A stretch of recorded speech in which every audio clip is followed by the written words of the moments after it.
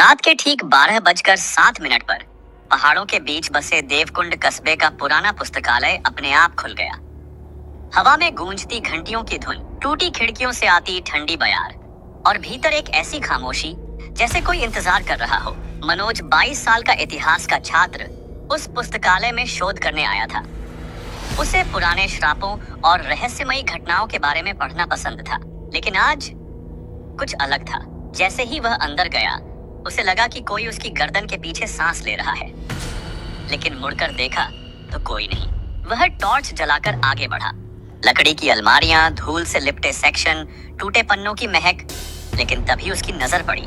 एक किताब बिल्कुल बीच में पड़ी थी, जबकि बाकी सब शेल्फ में थी। नाम, दूसरी दुनिया का दरवाजा। किताब के कवर पर उभरा हुआ एक अजीब सा हाथ, जैसे बाहर निकलने को तैयार हो। मनोज ने जैसे ही किताब उठाई, कमरे की सारी खिड़कियां जोर से बंद हो गईं।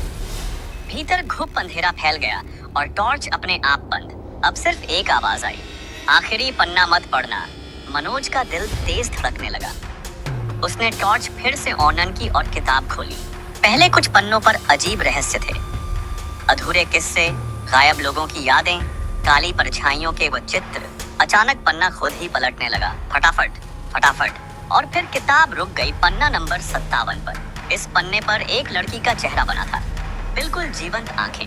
उसके नीचे लिखा था, जो यह पढ़ रहा है, मैं अब भी यही हूँ, मनोज हक्का बक्का।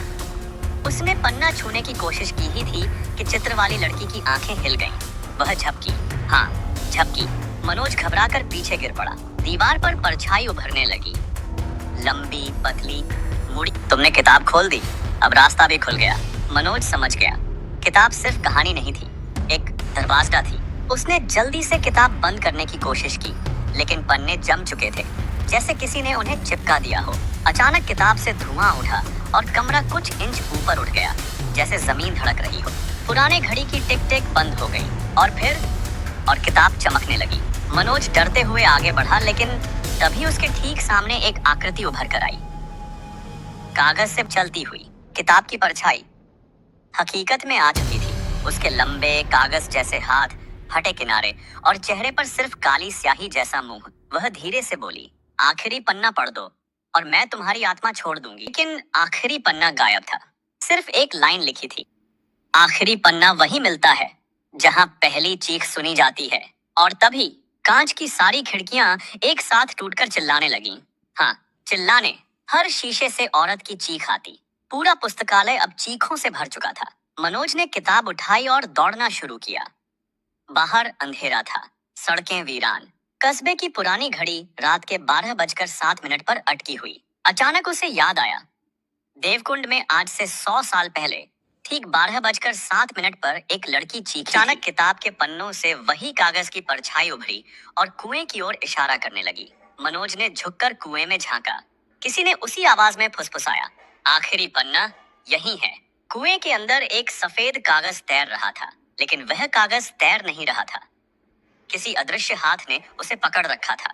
मनोज कांपते हुए नीचे हाथ डालने लगा। जैसे ही उसकी उंगलियां उस कागज को छुईं, खौफनाक चीख निकली और ठंडी हवा ने उसे अंदर खींचना शुरू कर दिया। कागज घुलने लगा, जैसे खून से बना हो। उस पन्ने पर लिखा था, जो यह पढ़े वह कहानी का हिस्सा बन जाता है। मनोज ने किताब बंद करने की कोशिश की, लेकिन उसकी उंगलियां चिपक गईं। किताब चमकने लगी, पन्ने बवंडर की उड़ने लगे और फिर सब शांत, सब खत्म। कस्बे वालों ने अगले दिन देखा, पुराने पुस्तकालय में अब एक नई किताब रखी थी। कवर पर लिखा था, दूसरी दुनिया का दरवाजा, भाग दो, लेखक मनोज, और नीचे, आखिरी पन्ना मत पढ़ना।